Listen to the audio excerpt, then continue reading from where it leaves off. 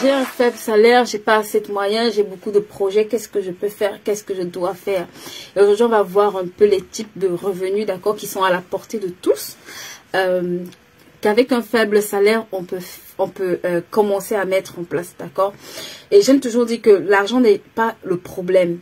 Le problème, c'est ce que tu ne sais pas, ou ce que tu, qu'est-ce que tu n'arrives pas à comprendre, d'accord, à implémenter. C'est en général ça le problème. Quel que soit le niveau de revenu que tu commences, auquel tu commences, tu as la possibilité de grandir, tu as la possibilité de croître. Si tu sais comment faire les choses.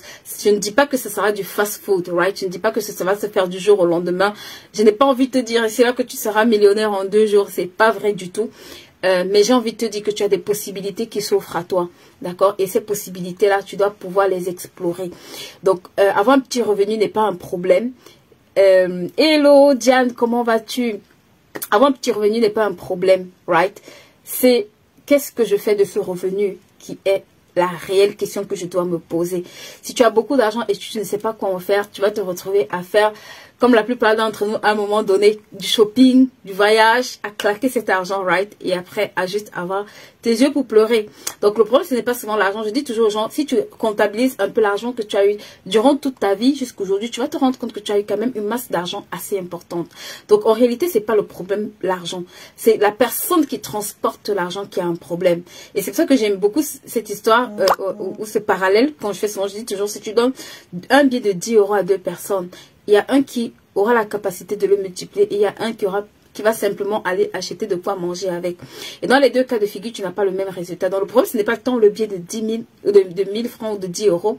Le problème, c'est qui transporte ce billet en fait. Qui a ce billet?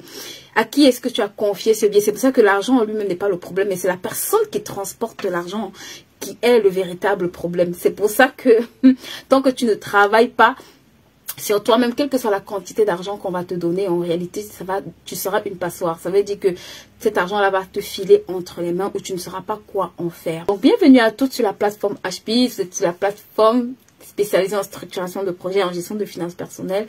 Et aujourd'hui, dans notre rubrique gestion des finances personnelles, on va parler de comment générer des revenus, d'accord, avec un petit budget. Donc, je veux te dire que quand tu as un petit salaire, avec un petit salaire, autant pour moi, quand tu as un petit salaire, et d'ailleurs même quand tu as un grand salaire, il y a 3 catégories de revenus que tu dois aspirer ou désirer, en tout cas mettre en place, d'accord? La première catégorie, c'est les revenus à court terme, ok? C'est la catégorie que j'aime bien appeler le lait, d'accord? C'est peut-être pas ce qui va te rendre super riche, mais c'est ce dont tu as besoin pour pouvoir à tes besoins correctement. Tu as la catégorie à moyen terme, d'accord, et tu as la catégorie à long terme. Et en général, sur ces 3 revenus, tu as besoin de travailler, ok, ou en tout cas de te projeter par rapport à ces 3 types de revenus-là. Maintenant, de façon pratique, quand tu as un faible revenu, d'accord, je ne dis pas que c'est « Coucou Vanessa, comment vas-tu ?» Je ne dis pas que c'est une règle dans l'absolu, d'accord, mais dans la plupart des cas, quand tu as un faible revenu, très souvent, tu vas te rendre compte que tu n'es pas, on va dire, tu ne travailles pas tout le temps, d'accord. Ça veut dire que en général, tu auras des heures de salaire, des horaires fixes de travail, ok. Ça veut dire que si ton revenu est très faible, il y a de fortes chances, je ne dis pas que c'est toujours le cas, mais il y a de fortes chances que tu sois à l'horaire, d'accord, que tu travailles par exemple à l'horaire, ou alors que tu fasses un travail qui soit délimité dans un temps précis ou sur certaines journées, ok. Donc si c'est le cas, c'est une très bonne nouvelle parce que tu vas pouvoir combler l'absence de revenus avec le temps dont tu disposes. Et c'est là où souvent la plupart d'entre nous, aïe, ça fait mal. Parce que non seulement tu as un petit salaire, mais tu es la personne qui va te retrouver dans toutes les distractions derrière. Donc écoute-moi, si tu as un petit salaire, il faut que tu apprennes, s'il te plaît, à gérer correctement ton temps. Ça, c'est la première chose que tu dois faire. Je ne suis pas encore entrée dans les revenus, j'y arrive. Mais ces revenus-là sont conditionnés par le temps que tu vas, par ta gestion du temps. D'accord? Donc, ne rêve pas avoir des revenus sans investir du temps pour travailler et les mettre en place correctement, s'il te plaît. Tu vas devoir apprendre à gérer correctement ton temps. Pourquoi? Parce que si tu gères correctement ton temps, de ce temps-là va découler, d'accord, comment dire, de ce temps-là, tu pourras, d'accord, mettre de côté ce temps pour pouvoir, tu pourras mettre de côté ce temps pour pouvoir mettre en place ces sources de revenus dont on va parler aujourd'hui, right? Donc, la première chose que tu vas pouvoir faire quand tu n'as pas beaucoup de revenus, quand tu as un petit salaire, d'accord, c'est de pouvoir travailler sur cette première catégorie qui est vraiment pour moi la plus accessible. C'est la catégorie des services. Ok, c'est vrai que ça revient à échanger, on va dire, peut-être ton temps pour avoir de l'argent, mais je vais t'expliquer en fait plusieurs choses autour de ça. La première catégorie, en tout cas que moi je recommande, sur laquelle tu dois pouvoir te positionner, c'est la catégorie des services. Ça veut dire que tu dois pouvoir chercher en dehors de mon travail, ou alors ce travail que je fais, d'accord, au quotidien, comment est-ce que je peux le faire pour d'autres personnes? Comment est-ce que je peux servir d'autres personnes? Je vois souvent beaucoup de personnes, elle va te dire que au travail, elle est secrétaire, elle fait beaucoup de choses, mais quand elle rentre à la maison, elle ne propose ses services de secrétariat à personne. Même la voisine qui a besoin de saisie se retrouve en train d'aller faire saisie dans un secrétariat proche, alors qu'elle, elle a ces compétences-là en secrétariat. D'accord? Et ça, c'est, j'ai envie de dire, un peu nonsense. Pourquoi? Parce que tu ne peux pas gagner de l'argent avec une compétence que tu as acquise et tu n'arrives pas en dehors de ce cadre à pouvoir gagner de l'argent. Ça veut dire qu'il y a quelque chose que tu n'as pas compris. Comment ça... Il y a un fonctionnement en fait que tu n'as pas compris, que tu peux mettre en place. Donc là, je prends peut-être le cas d'une secrétaire, mais ça peut être différent cas de figure. D'accord? Par exemple, pour beaucoup, vous êtes comptable. Et il y a des personnes qui recherchent des comptables pour leur structure. Pourquoi est-ce que tu vas... Hello, maman Clémence, comment vas-tu? Pourquoi est-ce que tu vas être comptable, d'accord, de 8 h à 18 h? Et le week-end, tu ne peux pas gérer la comptabilité de d'autres personnes. Et le week-end, tu ne peux pas proposer à d'autres personnes de gérer leur comptabilité, d'accord? Peut-être les gens qui ont de petites entreprises qui ne demandent pas d'avoir une comptabilité en permanence. Pourquoi est-ce que ce service-là, tu ne le proposes pas à ces personnes qui galèrent avec leur comptabilité? Right? Pourquoi est-ce que ce service-là, tu sais déjà le faire, tu es payé pour le faire, tu es qualifié pour le faire. Parfois, je vois même des personnes qui sont chefs dans des entreprises, qui ont des postes à responsabilité, d'accord? Mais la compétence qu'elle a, elle ne l'utilise nulle part ailleurs. Et elle se plaint qu'elle a un petit salaire. Parce que, en réalité, tu n'as pas compris que ce que tu sais faire n'est pas censé bénir que ton patron. Ça peut bénir aussi d'autres personnes. Donc, à partir d'aujourd'hui, l'une des premières choses que tu dois apprendre à faire, s'il te plaît, ce que tu arrives à faire, c'est pourquoi tu arrives à être payé, d'accord? C'est pourquoi un patron va mettre une rémunération dessus. Dresse la liste de personnes que tu penses que ça peut aussi intéresser, d'accord? Dresse la liste de personnes que tu penses que ça, pour lesquelles ça représente un besoin et commence à prospecter auprès de ces personnes-là, d'accord? Maintenant, il faut que tu puisses être assez sérieuse, ça veut dire faire ce travail sérieusement, pour que ces personnes-là soient satisfaites. Parce que si tu vas t'amuser parce que ce n'est pas ton cadre de travail, c'est là où ça va te créer des problèmes. Ok? Mais je vois beaucoup de personnes ici. Vous êtes commerciaux dans des entreprises. Come on! Tu arrives à faire générer du 100 000, du 200 000 euros à une entreprise. Mais attends, il y a tellement de personnes aujourd'hui qui cherchent à vendre des produits hors des entreprises. Pourquoi tu ne te positionnes pas pour leur permettre de pouvoir avoir de la visibilité par rapport à leurs produits? Pourquoi est-ce que tu ne prospectes pas pour d'autres produits? Coucou Blanche, comment vas-tu? Pourquoi tu ne prospectes pas pour d'autres produits? Ce que tu sais faire dans le cadre de ton travail, les services que tu rends dans le cadre de ton travail. Écoute, il y a une multitude de personnes qui sont dans le besoin. Ne quitte pas ton travail en te disant j'ai fini ma journée de travail, je suis trop fatiguée. C'est là où le bas blesse. Demande-toi, ok, j'ai servi mon patron, mais maintenant quelle est la personne qui peut être dans le besoin, qui peut me permettre de compléter ces revenus-là? Parce que ton patron n'est pas le seul qui a besoin de commerciaux. Right? Ton patron n'est pas le seul. La femme, même parfois, le boutiquier du coin qui fait tourner une boutique, peut-être d'autres me diront, j'ai un petit salaire. Mais le boutiquier du coin qui a une boutique, il a besoin d'écouler sa marchandise. Si tu es commercial dans une entreprise, pourquoi tu ne fais pas un partenariat avec le boutiquier du coin? Parce que dans ta tête, tu te dis que ça ne va rien te rapporter, ou bien ça va te rapporter juste un petit montant. Mais écoute, c'est des compétences que tu as. Tant que tu ne sers pas, je postais encore un statut, sur l'un de mes statuts, je disais, tant que tu ne sers pas avec le don que tu as, en fait, ça ne te produira jamais de revenus. Ce que tu sais faire, les compétences que tu as acquises, écoute, mets-les au service de d'autres personnes. D'accord? Quand tu as le temps, le week-end, quand tu as fini tes priorités, mets-les au service, dégage du temps pour mettre ces compétences au service de d'autres personnes. Parfois, les gens me diront, je n'ai pas le temps. Et j'ai envie de te dire, tu sais que si aujourd'hui ton employeur décide que tu vas travailler 2 heures de plus par jour, tu ne vas pas démissionner. Si aujourd'hui dans ton pays, on décide qu'on n'est plus aux 35 heures comme en France, on est aux 39 heures comme dans beaucoup de pays, tu ne vas pas démissionner, ma soeur. Donc, suppose seulement dans ta tête que, hey, ma journée de travail ne s'arrête pas à 18 h, elle s'arrête à 20 h. Va chercher un client pour lequel tu vas travailler 2 heures de plus. Right? Donc ça, c'est vraiment, pour moi, l'une des façons les plus simples. Pourquoi? Parce que tu n'as pas besoin de stock, tu n'as pas besoin de formation additionnelle, d'accord? En tout cas, pas dans l'immédiat. C'est quelque chose que tu pratiques déjà dans le cadre de ton travail. Donc, ça va te demander très peu de choses pour pouvoir démarrer cette activité-là, indépendamment, bien évidemment, de la compétence que tu as. Et franchement, il n'y a aucune raison pour que tu ne le fasses pas. Sinon, j'ai envie de dire tes peurs, sinon... comme quelqu'un m'a dit quelque chose, qui va acheter? Je lui ai dit, tu te poses la mauvaise question. La bonne question, c'est qui en a besoin, pas qui va acheter.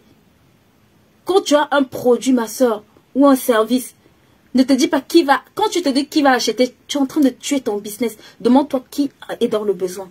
Parce que si tu te demandes qui est dans le besoin, tu iras automatiquement vers les personnes qui recherchent ce service-là. Mais si tu te dis qui va acheter, bah, en fait, ça veut dire que dans ta tête, tu penses que personne, alors que c'est un besoin, en réalité, pour d'autres personnes. Donc ça, c'est vraiment la première catégorie à laquelle tu dois pouvoir penser, right? Les services, tout service que tu sais faire. Je t'assure que dans la plupart des services, tu as besoin de compétences et de temps, d'accord? Donc, ça, c'est 2 paramètres que tu dois pouvoir intégrer quand tu as un faible revenu. Ok? La deuxième chose que je vais voir avec vous, qui est tout aussi, que tu peux faire, d'accord? Et qui, pour moi, je pense, ça marche aussi bien en ligne que aujourd'hui dans, comment on appelle ça, que en présentiel, si je dois dire ça ainsi. C'est le business de l'affiliation, d'accord? Tu as plein de plateformes sur lesquelles aujourd'hui tu peux faire de l'affiliation. Tu as Amazon Partner sur lequel tu peux faire de l'affiliation. Tu as 5euros.com sur lequel tu peux faire de l'affiliation. Tu as plein de plateformes sur lesquelles tu peux faire de l'affiliation, ok? En ligne, Pinterest, tu as tellement de plateformes. Il y en a, je vous assure, il y a tellement de plateformes. Va taper affiliation sur Google. 5euros.com, je ne sais pas si c'est le cas, parce que j'ai jamais testé ça. Mais Amazon, ça marche, d'accord? Tu as plein d'autres plateformes. Va sur ces plateformes-là et regarde les produits que tu peux recommander à d'autres personnes. Parfois, les gens viennent te demander, est-ce que tu sais où je peux avoir ceci? Dis à la personne, je sais. Va t'asseoir, cherche un lien d'affiliation. Envoie à la personne. Dis-lui, j'ai trouvé. Ou alors, assois-toi et tu trouves. Peut-être, j'ai envie de dire, où est-ce que là... Je vais te donner une astuce simple. Tu sais, si par exemple, tu es dans un environnement, un quartier, un pays où il y a un fort besoin, d'accord, sur un produit. Si les gens achètent énormément ce produit-là, c'est parce qu'il y a une forte demande. Même si tu ne peux pas vendre ce produit dans un premier temps, je t'assure, cherche une plateforme qui commercialise ce produit, crée un système d'affiliation, d'accord, et vends ce produit-là. Tu n'es ni le vendeur, ni la personne qui...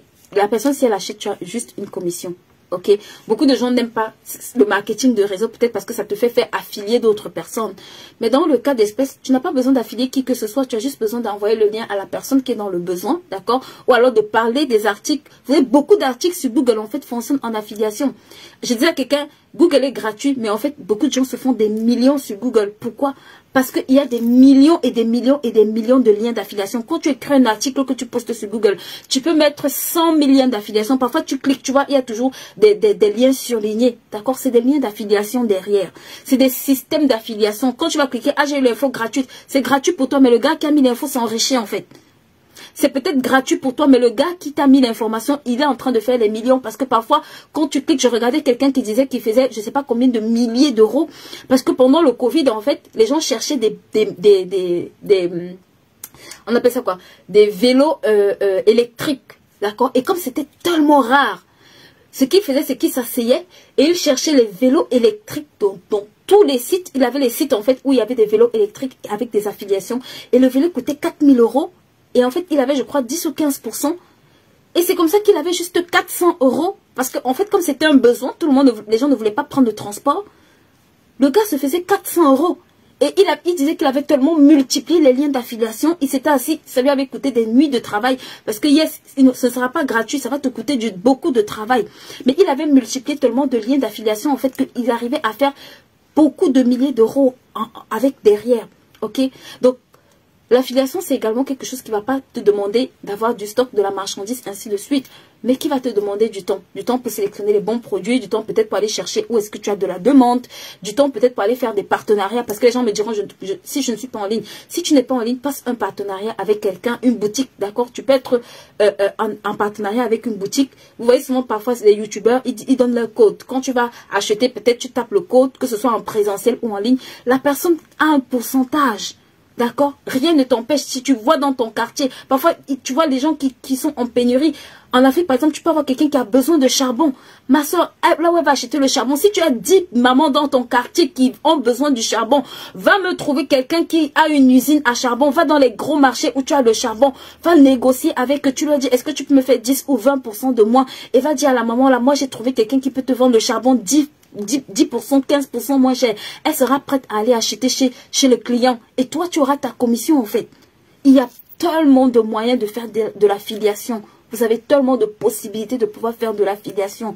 Tu peux faire ça sur tellement de produits. C'est pareil, les délégués médicaux, parfois, ils ne sont pas propriétaires des médicaments qu'ils vendent, mais ils travaillent avec des laboratoires, d'accord? Donc, pour ceux qui sont médecins, vous avez énormément d'opportunités de pouvoir tisser des partenariats, ok?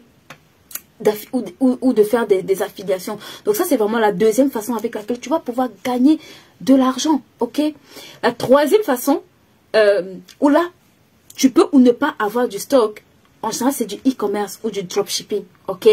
Dans le cas du dropshipping, tu n'as pas besoin d'avoir du stock, mais sur tous les produits, parfois, tu ne peux pas dropshipper. Ok. Parfois, sur les produits, tu es obligé de faire du e-commerce. Et je suis quelqu'un, une vidéo qui, franchement, c'est même pas la première, j'ai déjà vu plusieurs personnes qui le font. D'accord? Ce qu'ils font, c'est que ils vont créer une boutique, par exemple, sur Amazon, et ils vont créer une autre boutique sur eBay. Donc, il va poster les produits qu'il trouve, il scrolle, il regarde les produits où il y a plus de demandes sur Amazon, et il prend ce produit, il le met en vente sur eBay. Right?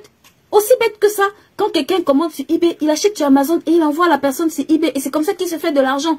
Il n'a pas de stock, il n'a rien. Donc, en gros, il cherche juste deux plateformes sur lesquelles il y a des besoins. Et il crée des boutiques ou des interfaces pour vendre sur cette plateforme sans avoir de stock. Et le gars disait qu'il arrivait à faire 5 000 € le mois avec ça.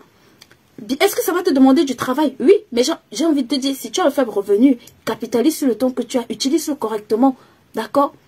Utilise-le correctement. Et j'étais vraiment stupéfaite parce que je me suis dit, mais en fait, c'est pas une idée révolutionnaire, mais c'est une idée géniale. Pourquoi? Parce que si le gars a compris comment analyser Google ou eBay, ça veut dire que derrière, il va carrément regarder. Donc, peut-être tu fais dans la cosmétique. Quels sont les produits aujourd'hui les plus demandés sur Amazon dans la cosmétique? Va t'asseoir, regarde quels sont ces produits-là, right? Scroll ces produits, regarde la demande que tu as par jour. Et si tu as une boutique sur Amazon, poste ce produit. Ou bien si tu as une boutique sur eBay, poste ce produit. Parce que si c'est un produit que tu peux... Amazon, en plus, tu as la livraison en 24 heures. Donc, tu peux commander, ça arrive le lendemain. Et tu as juste à expédier le colis, en fait. Right? Et tu as plein de plateformes de revente. Que ce soit en France, que ce soit dans d'autres pays. Tu as plein de plateformes, ma soeur, de revente. Sur lesquelles, si tu vois un produit ailleurs et que tu le postes, tu peux acheter un produit et le revendre. D'accord? Donc, même si tu n'as pas de stock, même si tu n'as pas d'argent pour commencer, tout le monde ici a un téléphone. Si vous me suivez sur cette plateforme, c'est que vous avez un téléphone. Donc, commencez à utiliser vos téléphones correctement. Commencez à utiliser vos téléphones, d'accord, pour vendre. Beaucoup de gens ont les statuts, ils ne foutent rien avec. Ils mettent leur beauté sur leur statut, c'est bien. Mais ton statut, c'est une place de vente pour toi. Commence à l'utiliser. Beaucoup de gens dans ton statut vont au marché chaque jour acheter ce que toi tu vends ou ce que toi tu aurais, ou ce qu'ils auraient pu acheter chez toi parce qu'ils ne savent pas que tu vends. Parce qu'ils ne savent pas que ce produit-là, tu peux leur procurer ça. D'accord? Donc, ça, c'est vraiment la deuxième chose sur laquelle je t'interpelle à t'intéresser. Right? Ne dis pas, je n'ai pas d'argent. Parce que souvent, les gens vont me dire, je n'ai pas d'argent. Arrête ce mindset, je n'ai pas d'argent. L'argent, c'est un résultat. Commence à réfléchir, mets des choses en place. Je n'ai pas dit que ça va exploser du jour au lendemain. Bien sûr, ce sera progressif. Et il te faudra justement être discipliné, être constant et ne pas abandonner. Parce que souvent, quand on fait au bout de 1 mois, « Ah non, tata Amélie, j'ai essayé, mais vraiment, ça n'a rien donné. Combien de temps tu as essayé? Ça fait 2 mois. » Et j'ai envie de rigoler, j'ai envie de dire, Are you serious? Est-ce que tu es vraiment sérieuse? Tu auras besoin de le faire jusqu'à ce que ça marche. Ne me dis pas, j'ai fait de temps en temps. On ne vend pas de temps en temps. Je dis encore, on ne vend pas de temps en temps. Tu sais, si ta boutique était ouverte ou le marché, quand tu vas... Carrefour n'est pas offert de temps en temps. Maïma n'est pas ouvert de temps en temps. Ils sont ouverts tous les jours. On vend tous les jours. Alright? Donc, ça c'est la troisième chose avec laquelle je pense que tu peux commencer à générer des revenus. La quatrième chose avec laquelle tu peux également générer des revenus, si tu as des compétences dans un domaine, d'accord? Ou alors s'il y a des domaines dans lesquels tu es très bonne, par exemple celles qui font de la cuisine, celles qui par exemple font de la manicure, celles qui font de... Bref, quel que soit le domaine, qui font que tu fasses de, je sais pas moi trop, quel que soit ton domaine dans lequel tu es très bonne, d'accord? Tu peux vendre des e-books ou des livres. D'accord? Ça, c'est quelque chose qui ne te demande pas, en tout cas, au départ, les e-books. Parfois, les livres, on va te dire, ok, il faut une structure un peu de... mais en général, le e-book, tu n'as pas vraiment besoin de structure pour le vendre, right? Et justement, je suivais quelqu'un qui disait il vend des e-books et des PDF, c'est deux activités qu'il fait. Lui, il ne fait pas des livres, il fait juste des e-books et des PDF. Et avec ça, il disait qu'il fait 300 € parfois par jour. Parce qu'il s'est inscrit sur plein de plateformes sur lesquelles il vend ses e-books régulièrement, en fait. Et au début, ça ne prenait pas du tout. C'était pas des montants énormes. Mais derrière, ça commençait à générer de l'argent. Right? Parce qu'il a commencé à multiplier les plateformes sur lesquelles il vend ses e-books en réalité. Donc, tu as plein de plateformes. D'accord? Tu as Amazon, tu as plein d'autres plateformes. D'accord? Sur lesquelles tu peux vendre tes e-books. Ok? Donc, s'il te plaît. Ça, c'est une compétence. Le e-book, tu peux m'avoir l'audio. Tu peux faire en audio, tu peux faire en PDF, tu peux faire en... Bref, comme tu veux. Et tu as juste besoin de savoir vendre. Tu as juste besoin de trouver la personne qui est dans le besoin par rapport à cette information-là. Tu as juste besoin de savoir comment le packager. Donc, si c'est ton cas et que tu ne sais pas comment le faire, tu ne sais pas comment structurer tout ça. Je le disais encore en début et je le redis maintenant. Donc... S'il te plaît, si tu as des connaissances, d'accord, et que même si tu ne veux pas en faire un livre, ou bien tu te dis que c'est pas assez, commence par écrire. Un e-book, c'est entre, je sais même pas, 3, 4, 5, 10 pages, d'accord. Je regardais quelqu'un qui disait qu'il vendait ses e-books à 99 centimes. Ça peut vous paraître banal, mais quand tu as écrit au bout de 10, 20, 30, ça fait 30 €. C'est énorme. C'est parce qu'on néglige les faibles commencements, right? C'est parce qu'on néglige les faibles commencements. Merci Natacha, elle dit je suis un produit gagnant. Merci Natacha. D'accord? Et la cinquième chose que je vous dis quand vous êtes, quand vous avez un faible revenu, un faible salaire et que vous voulez générer, d'accord, d'autres sources de revenus. Vous savez, aujourd'hui, je pense que s'il y a une chose qui est important pour chacun d'entre nous, c'est avoir la bonne information. Et je t'assure, les gens ne consomment pas les contenus YouTube parce qu'ils s'ennuient. D'accord? Vous savez que chacun n'est pas sur Internet pour les bonnes raisons ou pour les mauvaises raisons. Bref, ça, c'est pas ma tasse. Mais tu sais, créer une chaîne YouTube ou créer une plateforme, c'est un des moyens pour générer des sources de revenus que tu dois apprendre à considérer. Que tu veux être visible ou pas, d'accord? Il y a des gens qui m'ont dit, moi, j'aime pas qu'on voit mon visage. J'ai envie de te dire, depuis qu'on ne voit pas ton visage, je ne sais pas ce qui s'est passé d'extraordinaire. Ou bien depuis qu'on voit ton visage, je ne sais pas ce qui se passe d'extraordinaire, d'accord? Pour que tu me dises que tu ne veux pas qu'on voit ton visage. Mais bon, bref, ça c'est un autre débat que on abordera un autre jour. Mais, comme je dis toujours, si ton salaire ne te plaît pas, il faut au moins que tu puisses te lever, right? Ça veut dire qu'il y a beaucoup de personnes ici qui vont me dire, moi, je ne veux pas être sur les réseaux sociaux, je ne veux pas qu'on voie mon visage sur les réseaux sociaux. Bon, tu n'es pas obligé. Mais même avec un groupe privé. Je vais raconter l'histoire de deux femmes qui sont en France. Dont je suivais le reportage. Je ne sais plus trop où d'ailleurs. Et ces deux femmes qui avaient créé un groupe privé Facebook. D'accord? Parce qu'elles se rendaient compte que elles dépensaient énormément dans tout ce qui était alimentaire. Et elles se sont rendues compte qu'elles gaspillaient beaucoup d'argent. Et à la fin du mois, c'était toujours compliqué. Et elles ont créé un groupe Facebook pour partager des astuces. Je vous assure, il y avait plus de 100 000 abonnés, si je ne dis pas de bêtises, ou 140 000 personnes dans ce groupe-là. Les personnes ne vont pas véritablement voir ta face ou bien autre. Mais si tu crées un groupe, d'accord, ou une page sur laquelle tu mets un contenu, indépendamment de ton cri de cœur ou bien du besoin que tu penses pouvoir solutionner, ça va te permettre déjà de pouvoir donner des informations que tu connais ou mettre les informations que tu connais à la disposition de d'autres personnes. Ça veut dire que derrière, Au début, ça n'aura pas l'air de pouvoir te générer des revenus. Mais à la fin, ces femmes, je crois qu'elles avaient écrit un guide.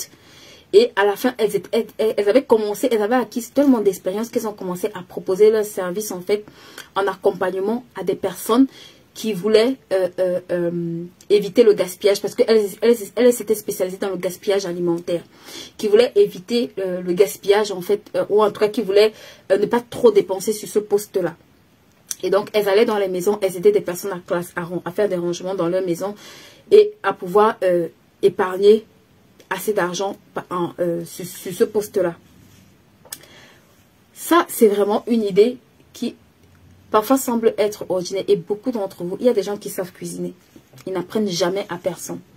Mais même si tu ne veux pas rendre service à quelqu'un, si tu ne veux pas cuisiner pour des personnes, si tu ne veux pas vendre de la nourriture, au moins les connaissances que tu as, crée une plateforme d'échange. Crée une plateforme où tu peux apprendre à d'autres personnes. Peut-être tu ne cuisineras pas tous les jours, mais tu pourras poster des recettes, tu pourras poster plein de choses, tu pourras même poster la liste de courses que tu fais. Et à terme, c'est quelque chose que tu pourras monétiser. C'est quelque chose que qui pourra te montrer quels sont les besoins, en fait, d'accord? Et que derrière, tu pourras solutionner ces besoins-là. Voilà, Blanche dit, tu reçois des informations gratuites qui valent des prix exorbitants chez d'autres. C'est vraiment du lot. Merci les filles, merci beaucoup. Donc, s'il te plaît, moi je vois des personnes qui travaillent à l'hôpital. Oh, je ne sais rien faire, ma soeur. Le pansement que toi tu sais faire, le petit pansement que tu sais faire. Il y a d'autres cas, ils se coupent la main là. Ils savent même pas. Les petites astuces que tu connais, que tu peux transmettre à d'autres mamans, à d'autres personnes, ne sont pas inutiles. Ne sont pas du tout inutiles.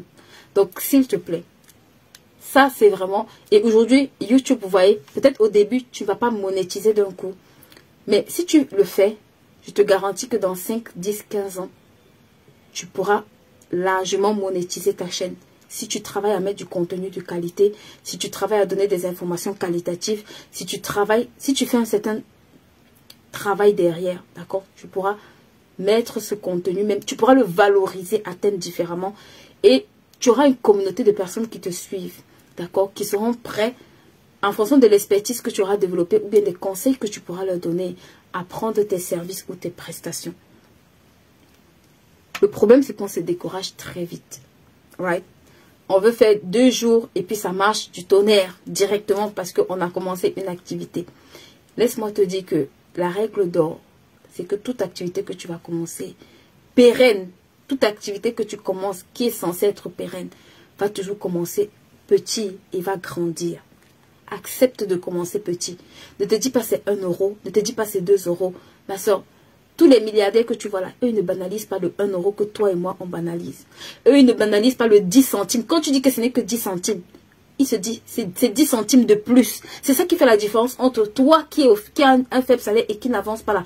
Et l'autre qui avance, c'est que lui pour lui 10 centimes là, il dit Seigneur je te rends grâce parce que c'est 10 centimes de plus. Toi, tu te dis, ah, c'est seulement 10 centimes. Moi, pourquoi je me levais pour aller balayer? C'est seulement 10 centimes. Lui dit, merci pour les 10 centimes. Parce qu'il a compris que 10 centimes, ça veut dire que mon argent a commencé à être multiplié. J'ai commencé à avoir une croissance. Elle est peut-être faible, mais ça a commencé à croître. Ça veut dire que demain, ça va aller up and up and up. Maintenant, j'ai un bonus pour vous, qui est la 5e façon de générer des revenus, ma soeur, sur lesquels tu veux ou tu ne veux pas. Ça va quand même t'aider. Et ça, j'aime m'appeler ça, c'est des revenus à long terme. D'accord? C'est des revenus qui te demanderont beaucoup de temps, beaucoup d'investissement. Mais c'est des revenus qui, pour moi, aujourd'hui, font partie, j'ai envie de dire des choses où tout le monde doit se poser la question de savoir quel est l'enjeu qu'il y a derrière.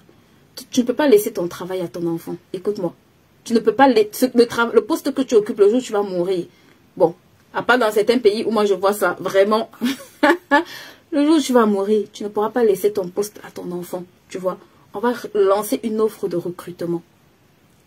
Le jour où tu meurs, on lance une offre de recrutement pour recruter quelqu'un d'autre. Ce n'est pas ton enfant qui va venir s'asseoir sur ce siège pour te remplacer. Le seul endroit où ton enfant peut occuper ton poste ou peut décider, ou tu peux transmettre à ton enfant, c'est quand toi-même tu es propriétaire. C'est pour ça que, s'il te plaît, que l'entrepreneuriat te plaise ou que ça ne te plaise pas, moi je te recommande. Ne dis pas, ça ne va pas marcher. J'entends sur les gens, ça ne va pas marcher. Tu travailles déjà pour quelqu'un. Si cette personne a eu le courage, l'audace de créer une entreprise et de t'embaucher aujourd'hui, toi aussi tu peux embaucher d'autres personnes. Et si tu ne veux pas le faire pour toi, fais-le au moins pour tes enfants.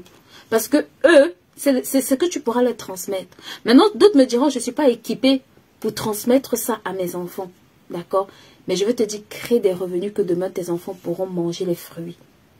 Ça veut dire ne crée pas juste des revenus court terme. Parce que souvent, dans le court terme, c'est ok, je vends un article. Quand tu as vendu un article, tu as la plus-value, c'est dans ta poche, right? Mais ça ne te permet pas de te projeter sur les 10 prochaines années. Parce que si aujourd'hui tu meurs, il n'y a rien qui garantisse que ton enfant, déjà, c'est même pas celui qui s'intéresse à ce que tu fais, c'est même pas celui que demain, d'accord, il pourra avoir la compétence dans ce que tu fais. Et puis, c'est même pas celui qui connaît tes fournisseurs et au final qui continue cette activité. Donc, la vente, c'est bien, mais regarde, si derrière, tu n'as pas une structure pour que tu puisses transmettre ça. Si tu fais juste de l'achat-vente, c'est une bonne chose. Mais derrière, si tu as une structure qui fait de l'achat-vente, tu peux transmettre cette structure à ton enfant.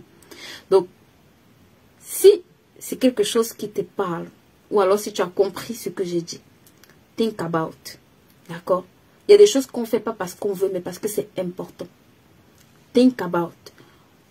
Beaucoup de gens se plaignent de beaucoup de choses. Et je pense que je vais en parler demain au bootcamp. Je n'ai pas envie de parler ici. Je en parlerai demain au bootcamp. Mais s'il te plaît, ça c'est vraiment mon conseil bonus. Tu sais. Et pour ceux qui ont lu le livre, je vous recommande le livre, ça, L'autoroute du milliardaire. C'est l'un des conseils qu'il donne en fait de créer sa propre entreprise. Ne te dis pas c'est juste une entreprise de bissap. Ma soeur, commence avec une entreprise de bissap, mais rêve avoir une entreprise, j'ai envie de dire une entreprise de multi-fruits ou bien je ne sais pas moi trop de quoi. Right? Commence avec une petite idée, mais rêve grand. C'est pour ça que mon challenge s'appelle Rêve et réalise. Tu peux commencer petit, mais ça ne veut pas dire que ton rêve est petit. Cette activité que tu commences aujourd'hui, je vois dans beaucoup, et là, c'est pas pour viser spécialement, mais c'est vrai. Dans beaucoup d'entreprises africaines, quand la personne meurt, on ferme boutique, comme on dit là. Vous savez que le gars meurt, il meurt avec son entreprise. À tort. À tort. Tu dois pouvoir mourir et laisser ça à la génération d'après. Tu dois pouvoir mourir et les gens, tes petits-fils, mangent les fruits, d'accord, de ce travail-là. Mais pour ça, il faut que tu structures les choses. Pour ça, il faut que ce que tu fasses ait une structure. C'est pour ça que demain, il faut que tu viennes à ce challenge-là. Il faut que tu intègres le groupe WhatsApp qu'on va te mettre là pour venir à ce challenge. Parce que ça, je trouve que c'est anormal. Vous voyez? C'est tellement anormal que tu travailles toute une vie. Et demain, quand tu meurs, on ferme une entreprise. On ferme l'entreprise derrière toi. J'avais un oncle qui avait une entreprise de soudure. Je vous assure, le jour qu'il est mort, 1 mois après, on a fermé son entreprise. Et il avait des enfants. Il a laissé des enfants. Il a laissé, je pense, au moins 5 enfants. Et j'étais... Le niveau de l'âme que j'avais aux yeux était juste... Je me disais, mais comment tu peux avoir travaillé toute ta vie et demain tu meurs, on ferme cette entreprise comme si tu n'avais jamais existé. Ce n'est pas normal. Ce n'est pas normal. Ce n'est pas normal. C'est pour ça qu'il y a un certain nombre de choses que tu dois pouvoir comprendre et mettre en place quand tu es porteur d'un projet. S'il te plaît. Même si c'est un projet à petite échelle. Et en général, même les projets à petite échelle ont du mal à grandir. Pas toujours parce qu'il manque de l'argent. Mais surtout parce qu'il manque de la structure. Parce qu'il manque de la vision. Parce qu'il manque du knowledge. Right? Et vraiment, en tout cas, je veux que vos projets soient correctement structurés. Il faut que vos projets soient correctement structurés. Il faut qu'on arrive à une époque où qu'on soit là ou qu'on ne soit pas là. Ce pourquoi tu te bats aujourd'hui, demain, des générations après puissent en bénéficier.